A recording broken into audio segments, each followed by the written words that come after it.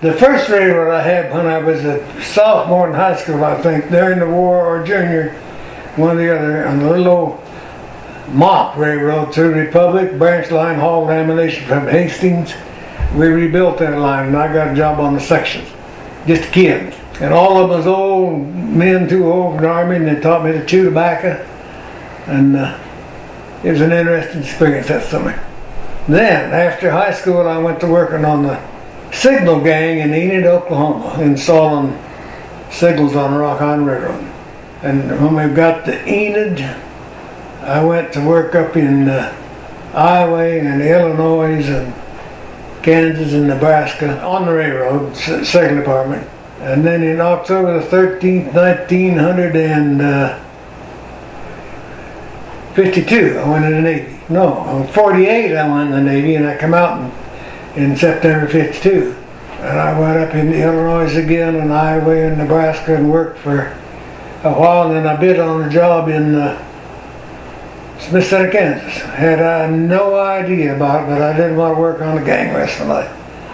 And I went up there and had really good supervisors and signal inspector, and they left me alone and let me learn, and I did. You mean Concordia? No, up in where was he married?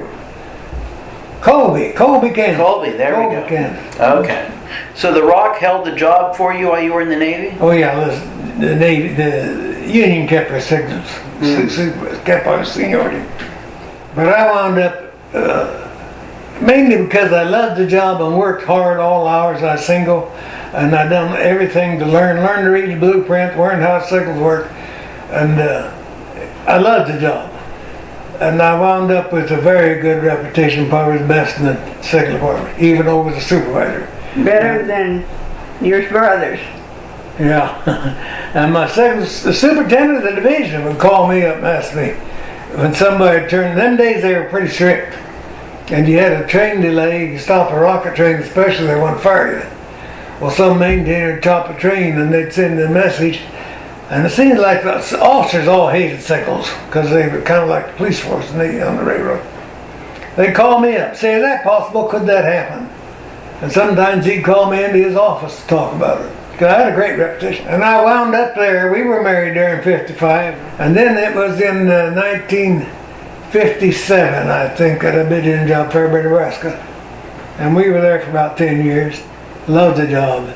And they abolished a bunch of jobs in Lincoln Territory and put us on trucks instead of track cars.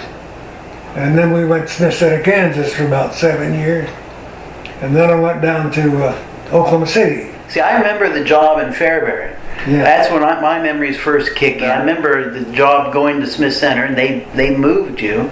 Yes, they did. And I remember you saying at that time that they'd actually even offered you a job in Chicago, but you didn't want it. Signal supervisor, I had a good reputation, and he wanted me to take a supervisor job in Chicago. A signal engineer like me. They traveled a lot, gone at night, and I had a bunch of babies at home. Yeah. And I never wanted to be supervisor. I liked the job on the field. You worked alone, had your own boss more or less. No one bothered you, especially if you got along good. Well, how big was your territory when you were at Fairbury?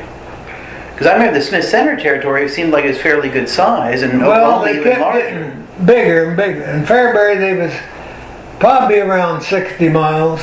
So it wasn't huge. You could drive there and back anywhere in the same day and same. Yeah. We used motor cars then, and we always returned to headquarters. And then Smith Center, they extended that. They put us on trucks. And our territory, I don't remember, but it probably doubled. And we still home every night. We had this company truck. Yeah. And then, I don't remember, we was there about 7 or 8 years, and then I bid in